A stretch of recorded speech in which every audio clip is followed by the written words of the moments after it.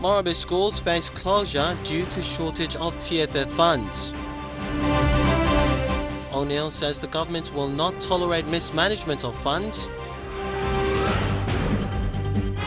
Rising above illness, a young woman graduates from UPNG.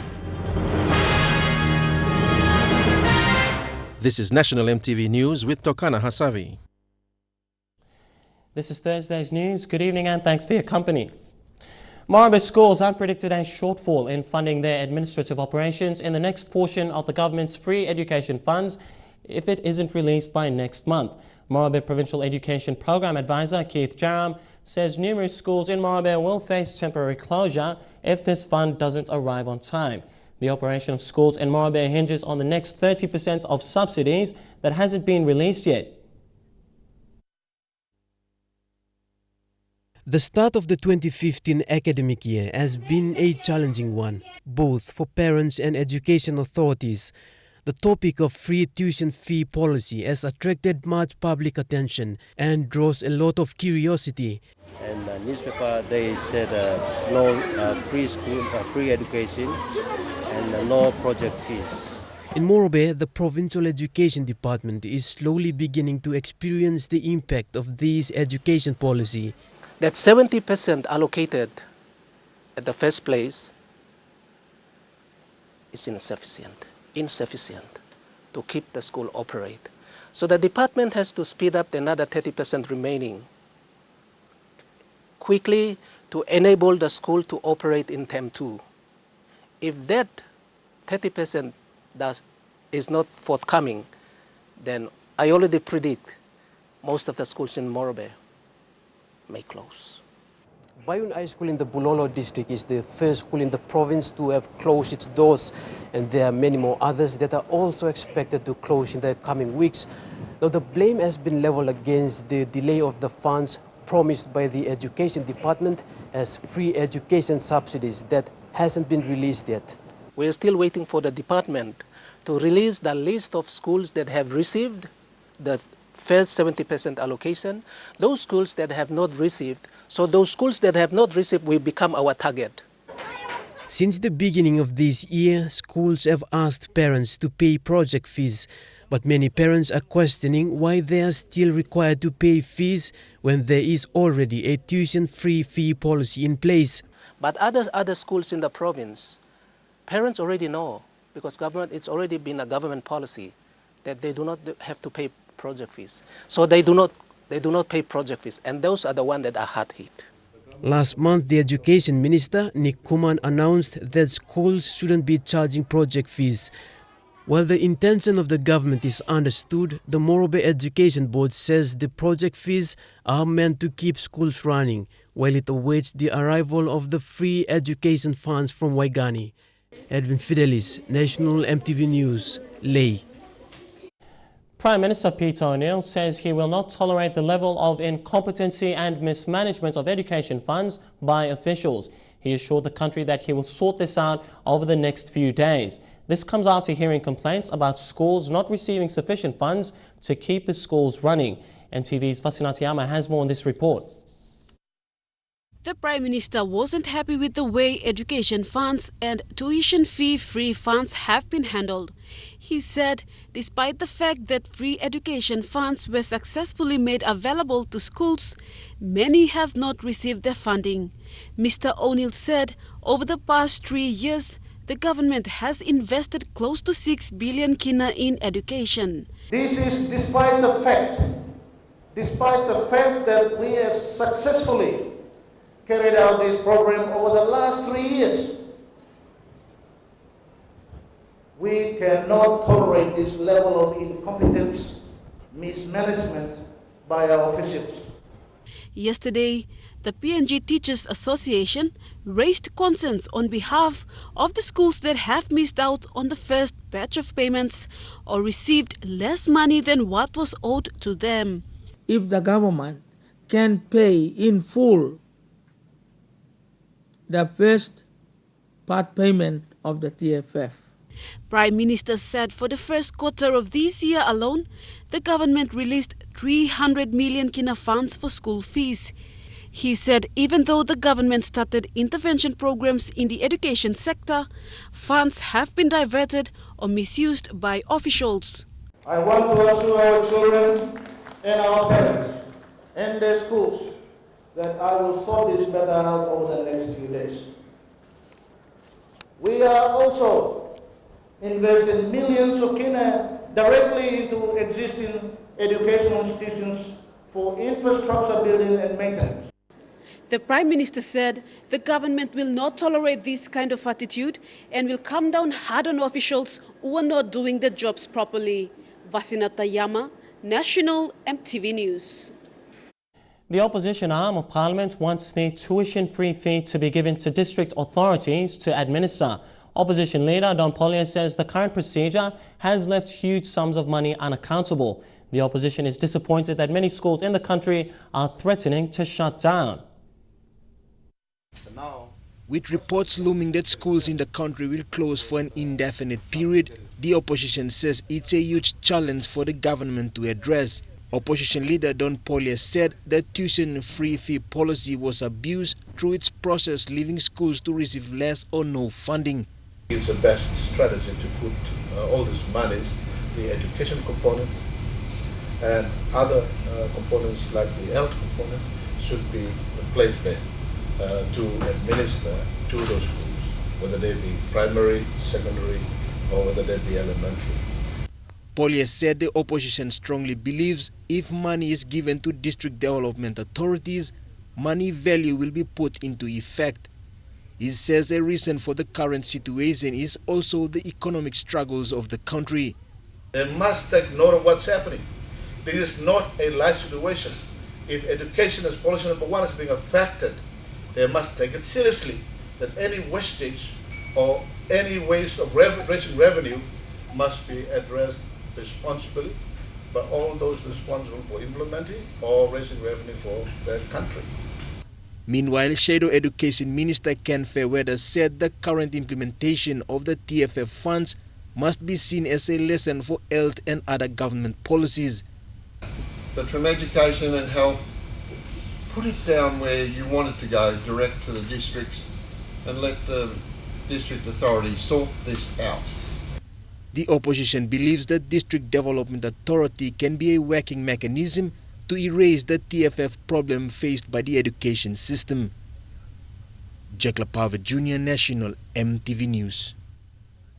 Funds allocated for the Department of Education is based on outdated data. Paro Ahi, chairman for the Nationwide School Survey Task Force, revealed this while responding to calls by the PNG Teachers Association for an update on the school survey. According to their survey, there are about 5,000 less schools than what the Education Department has been planning for. Everybody in the education system needs to do the right thing. It's not only the National Department, you have Provincial Education Board, you have all of these characters that are involved in this thing. And they are the ones that are not giving correct information to people up here. In response to General Secretary Moana's call for school data, he says of the 89 districts in the country, they have been able to collect data from 80 districts. Itari, Goroka, Pomio, Talasia, Bogia, Henganofi, Koroba Kopiago, Kokopo, and Kerema. Because of the slowness of these survey reports coming back in from our members, we have been delayed by about 12 months now. He says this data reveals the outdated information the Education Department has had to work with over the years. There are plans to incorporate this data into the education system in the near future. However, he says the information they have is now out of date because the survey they conducted were done before the free education policy, which has drastically changed the number of students in schools. Some of the things that we've also established was that members just went to Education Department, got the information from Education Department and sent it to us. That's incorrect. Why? Because Education Department have never gotten this one right for a long time. As part of the data collection plan, 100,000 kina was given direct to each of the 89 district treasury for the local member to appoint an independent body to conduct these surveys. While some districts were able to do so, for others their information needed verification by the Task Force Secretariat. He says depending on Parliament's approval, they will continue to phase 2 of the project, which is planned to incorporate face verification equipment for accountability and data purposes. Sarah Aupong, National EMTV News. One woman has risen above her cancer illness to earn a bachelor's degree in pharmacy from the University of Papua New Guinea's School of Medicine and Health Sciences. Jacqueline Yanda from Southern Highlands made her way through a challenging education path, having to juggle both her study demands and medical condition. She was amongst hundreds of students who graduated from UPNG this morning. Receiving a degree in pharmacy is by far her highest achievement. Jacqueline says her parents and partner Ronnie Pisimi were a great help in her education path and stood beside her through all her hospital visits and surgeries since she was diagnosed with bone cancer.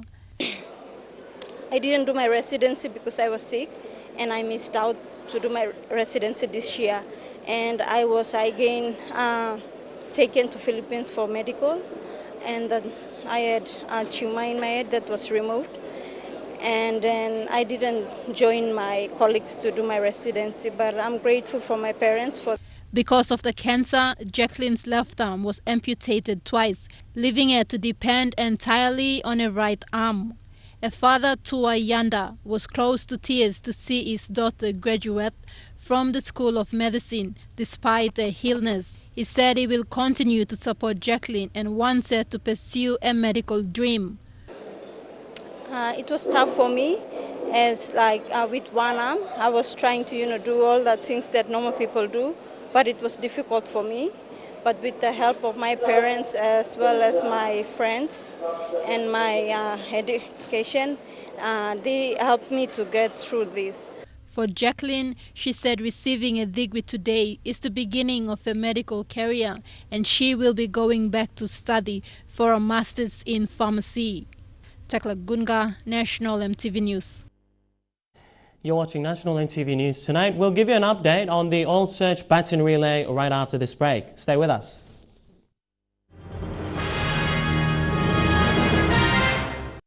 Good to have you back with the news. The Oil Search Pacific Games baton relay has finished its tour of the Sepik province after its final day at the Angaram township in East Sepik.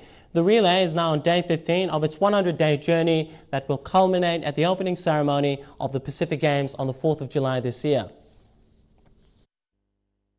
Arriving by canoe, the relay team received an enthusiastic welcome at Angaram Jetty, which sits on the bank of the Sepik River.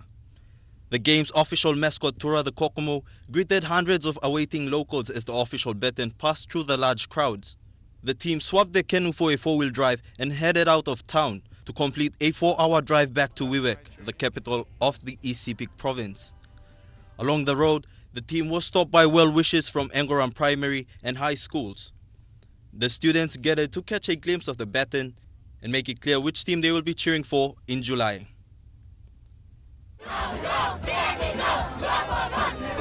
The relay team didn't get much further along the road until they were stopped by more school students, this time from Gaven Primary School.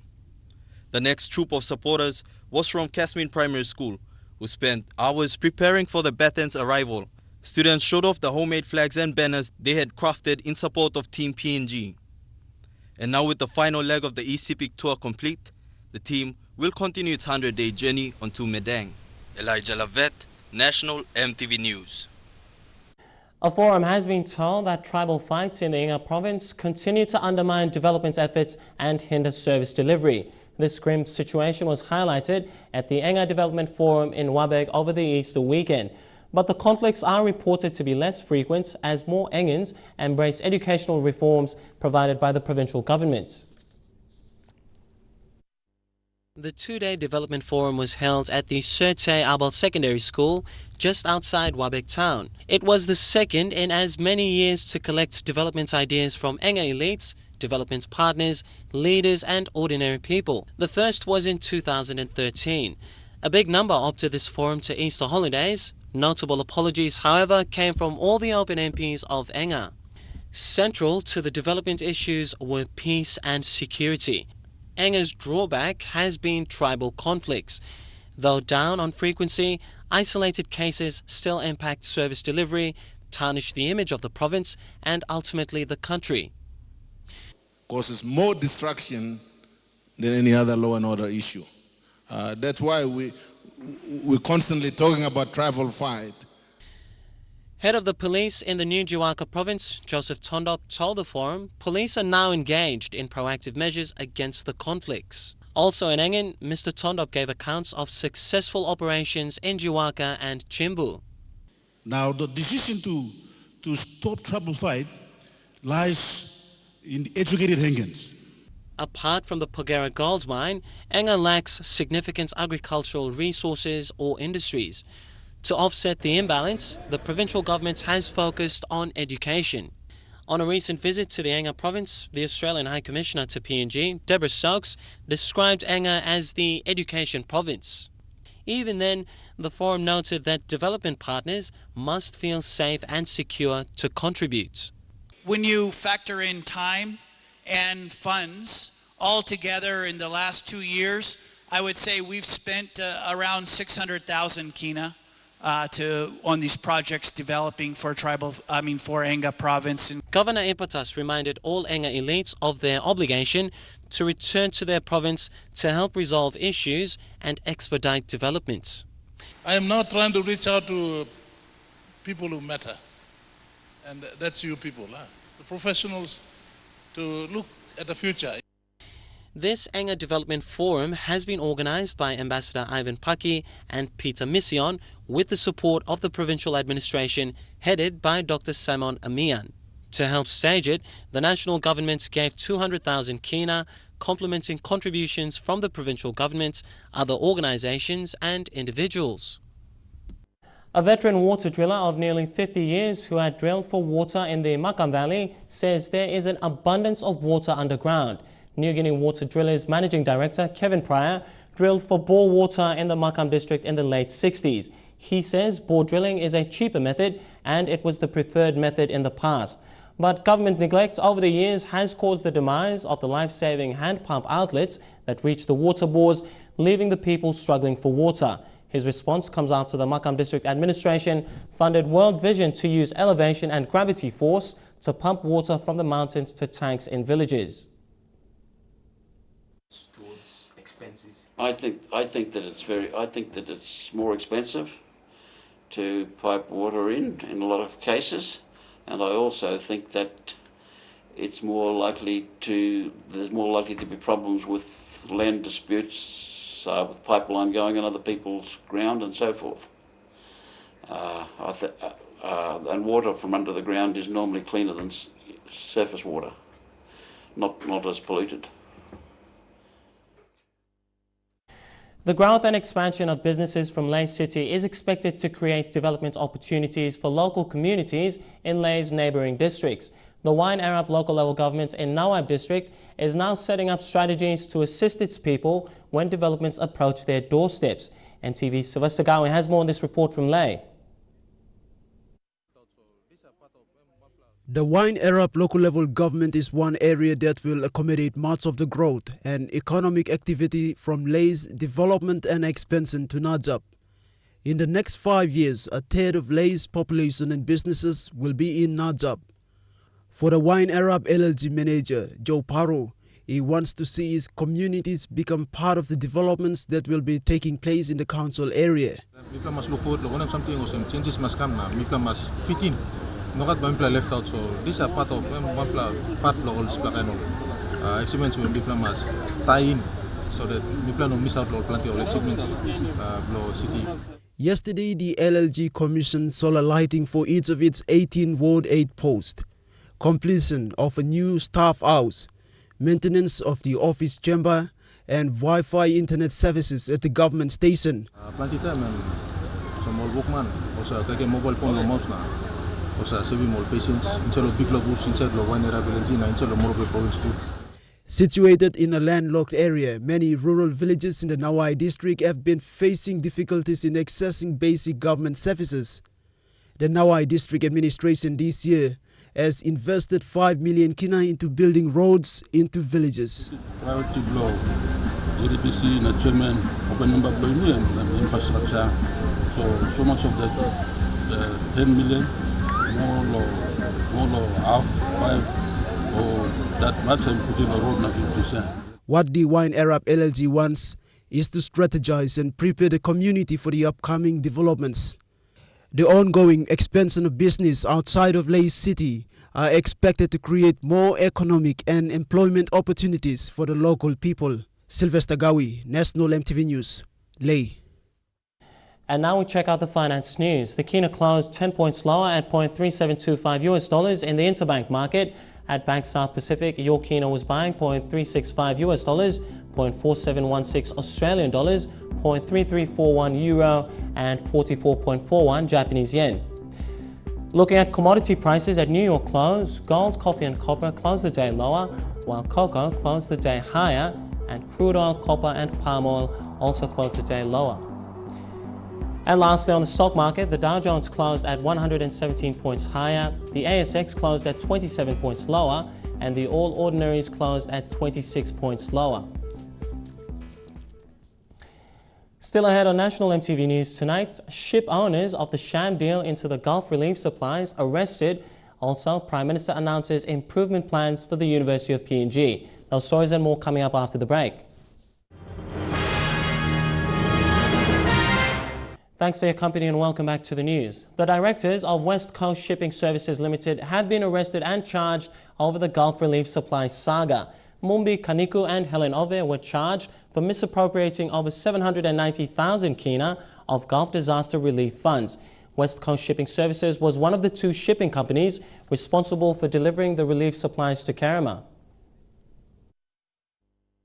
Baroko police were tight-lipped over the arrest of owners of West Coast Shipping Services Limited, Mumbi Kaniku and Helen Ove.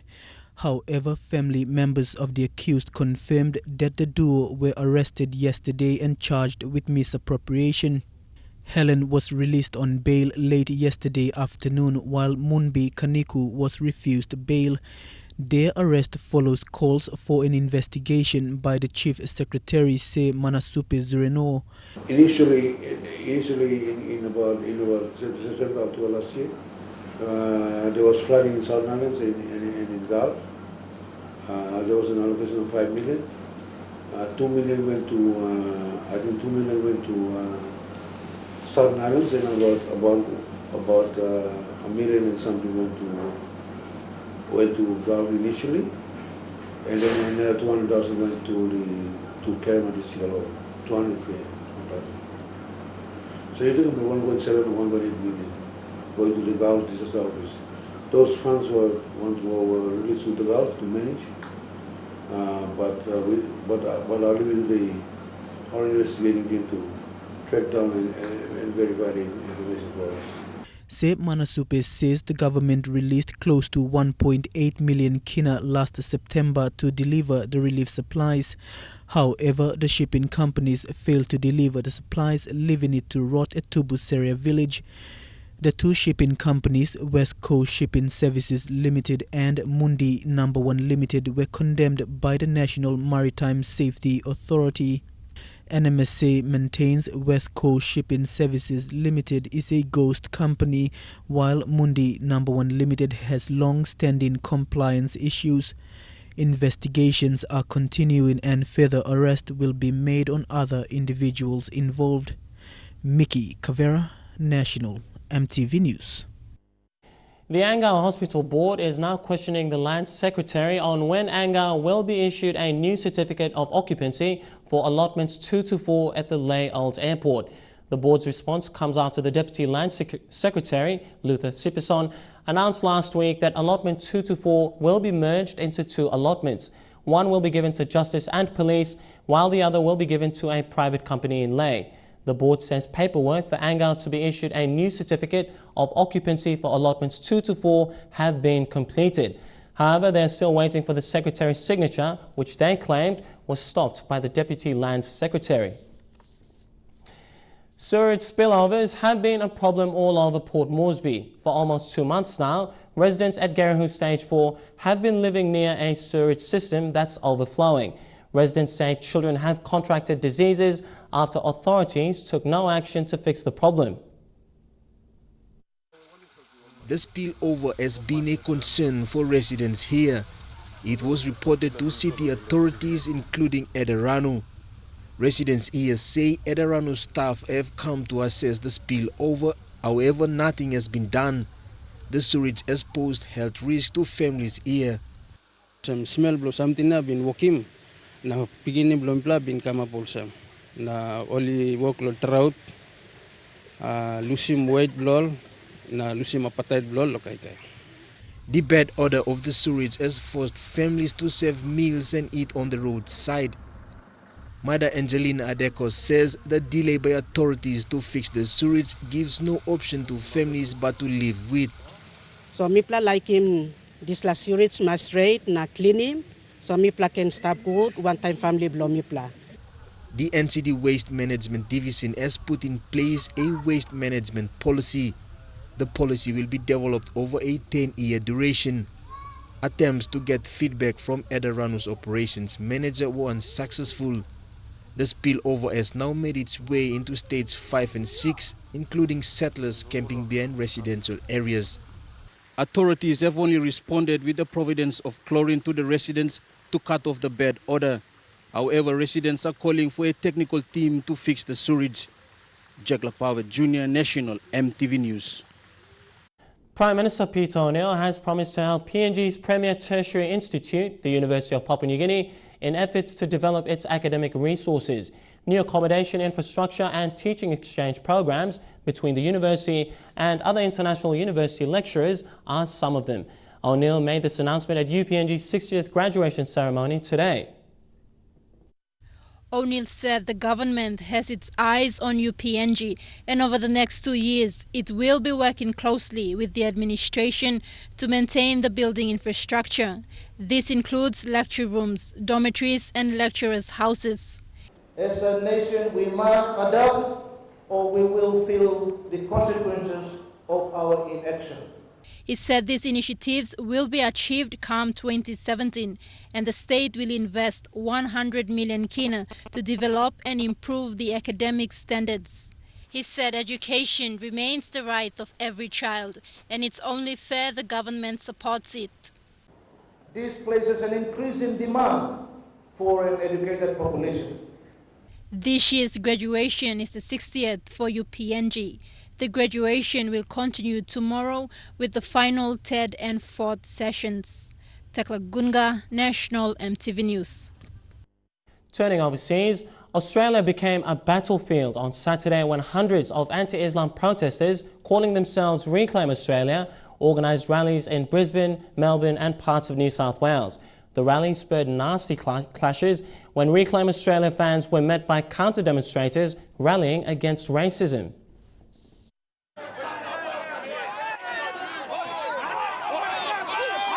These are the ugly, all-out fight scenes that occurred between two opposing factions in several Australian cities at the weekend. On one side, Reclaim Australia protesters,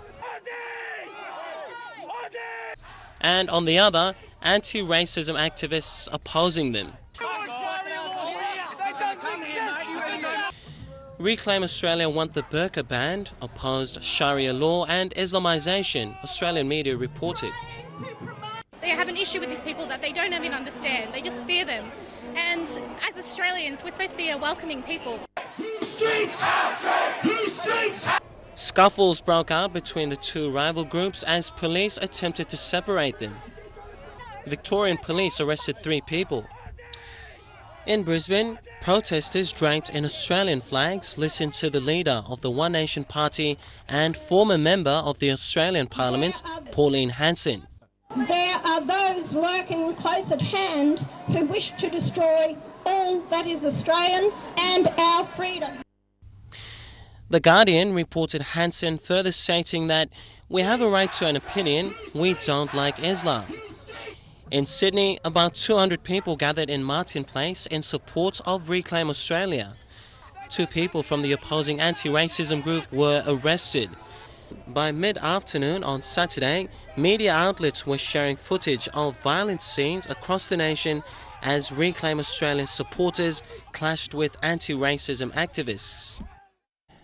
Kenya's tourism industry is in a state of decline, says chairman of the Kenya Coast Tourism Association, Mohammed Hersi. The decline follows terror attacks by Al-Shabaab in a Nairobi shopping centre that left 67 people dead in 2013, and just last week, 148 people murdered at a university campus in Garissa. Mr. Hersi says the attacks paint a negative picture of Kenya. Hoteliers from Kenya's Indian Ocean coast region and sprawling game park reserves said tourists have started cancelling trips to the East African nation after Islamist gunmen last week killed 148 people. Chilling survivor testimonies telling how gunmen from Somalia's Al-Shabaab militant group hunted down and killed students have shocked Kenya and dealt a fresh blow to President Uhuru Kenyatta's plans to boost the tourism sector. Veteran Kenyan hotelier and chair of the Kenya Coast Tourism Association, Mohammed Hersi, says tourism is greatly compromised in Kenya. The status of tourism industry is still, especially the coast, is not good at all. And the persistent, advisories, specifically on the non-essential, is not helping us at all. And then the recent attacks may not have happened in Mombasa, but happening in Garissa, where we lost so many young people, which is very, very unfortunate. That equally paints the destination in a negative picture. Hersi says some of the management and staff at his luxury heritage group hotel chain had recently taken pay cuts of between 20 to 30%, hoping to avoid layoffs during one of the worst periods for Kenya's tourism sector in recent memory. Talking about other hotels, we've had hotels that are on 50% pay cut. Al-Shabaab militants have killed over 400 people in Kenya since April 2013, with the government struggling to stop fighters and weapons coming across the 700-kilometer border with Somalia. Last week's gruesome attack has piled pressure on President Kenyatta, who on taking office in April 2013 vowed to triple tourist numbers to 5 million annually within 5 years and get economic growth into double figures to lift millions out of poverty. National EMTV News continues with Trukai Sports. That's coming up next, and I'll give you all the sporting details after the break. Stay with us.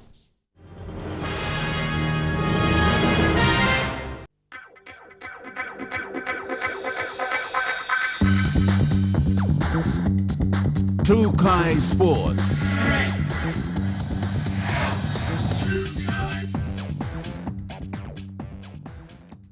Welcome to Trukai Sports. The Royal Papua Yacht Club played host to members of the business community here in Port Moresby and were given an insight into what to expect when the city plays host to the 2015 Pacific Games. 2015 Pacific Games CEO Peter Stewart spoke of the likely impacts to businesses, particularly with regards to the flow of traffic within the city during the Games. MTV's Elijah Levette has more on this report. The Pacific Games CEO gave an overview of the likely impacts on businesses during the upcoming Pacific Games. Traffic congestion was among issues that may arise. An overview about what our plans are so that you, because you know your business better than we do, you can make any arrangements you need to be able to accommodate that Games environment. NCDC has estimated that the congestion of traffic may decrease by 30% during the Games period, as schools in Port Moresby will be on holidays. Mr. Stewart also talked about what measures will be taken if traffic congestion becomes a major issue. NCDC estimate that that reduces traffic by about 30%.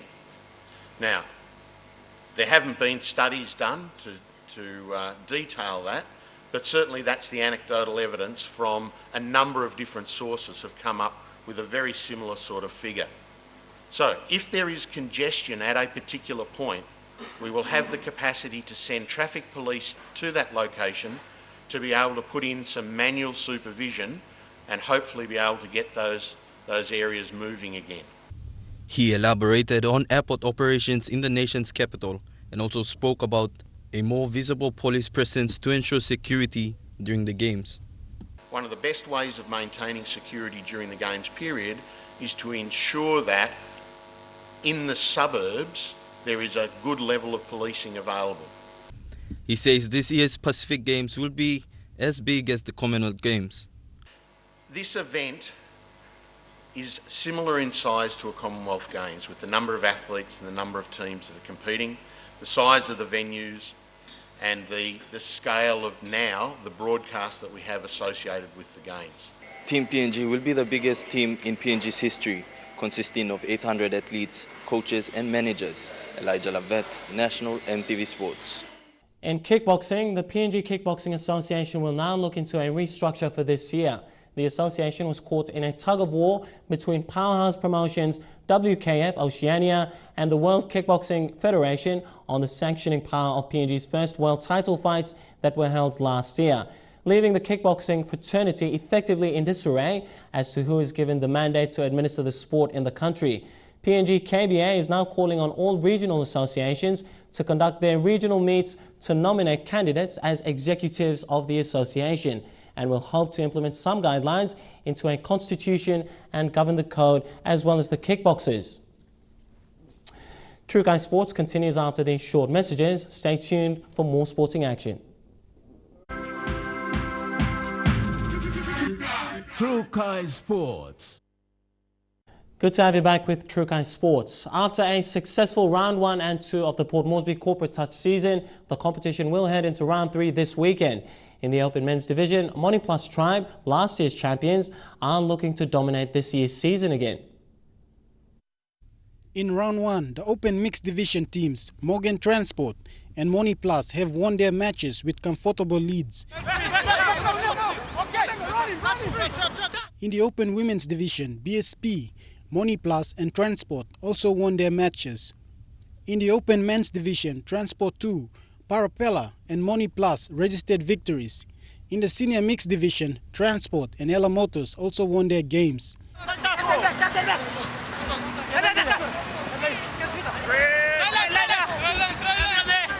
The champions from last year's season in their respective division, Money Plus Open Mixed Division, BSP Open Women's Division, BSP again Open Mixed Division, Transport Masters Division, BSP Senior Mixed Division.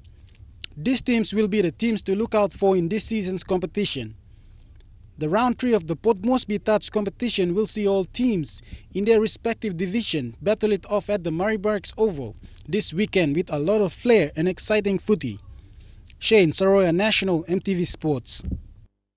And in Rugby League, after 15 years, Wagi Tumbe has successfully won their bid to participate in the prestigious semi-professional league, the Digicel Cup, this season. Over the years, the league has seen clubs come and go due to lack of funding or a proper structure to hold players and management of clubs. Although their inception has sparked excitement both in the province and among the rugby fraternity in the country, the club's expectations are simple. The inception of Wagi Tumbe now brings a total 11 clubs competing in the Digicel Cup. The 2015 season will be launched this weekend here in Port Moresby. And True Guy Sports ends on that note. The weather details for the next 24 hours coming up after the break. Stay with us. True Guy Sports.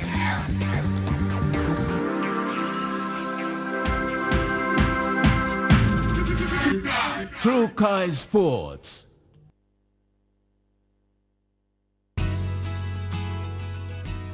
Taking a look at the weather forecast for the next 24 hours in southern region, thundery showers tonight expected in Port Moresby. Also, thundery showers in Alotau, fine weather in Darudao, showers in Poponeta, brief evening showers expected in Karama. In Momase, mostly fine expected in Madang, Vanimo and Wewak, a few showers in Ley City. In the New Guinea Islands, showers and thunderstorms expected in Buka, fine weather in Kavieng, shower or two expected in Lorengau, Kokopo and Kimbe. And in the Highlands region, all centres, brief showers likely developing tonight, then morning fog tomorrow morning.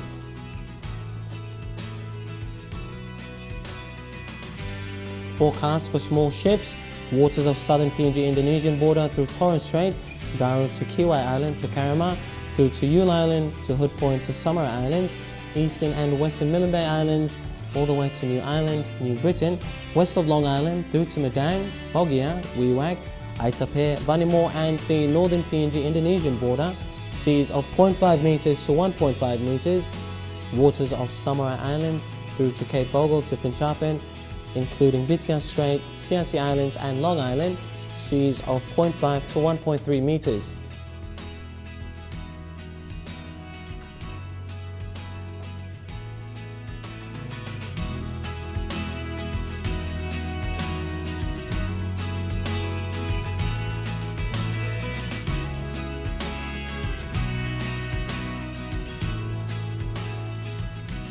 Now taking a look at ocean forecasts for PNG areas. Coral Sea sees rather rough with southeast winds at 20 to 25 knots. Solomon Sea sees slight to moderate with clockwise winds at 10 to 20 knots. Bismarck Sea sees slight to moderate with northwesterly winds at 10 to 20 knots. And lastly, Pacific Ocean sees moderate with northwest winds at 15 to 20 knots. Now recapping our top headlines tonight before we go. Morobe schools face closure due to shortage of TFF funds. Also, O'Neill says the government will not tolerate mismanagement of funds that belong to TFF. And rising above illness, a young woman graduates from UPNG. Congratulations to her. Well, that's been National EMTV News. That includes the sports and weather tonight. This Thursday, from the news team, I'm Tokana Hasavi. Thanks for your company. You take care and stay safe. Good night.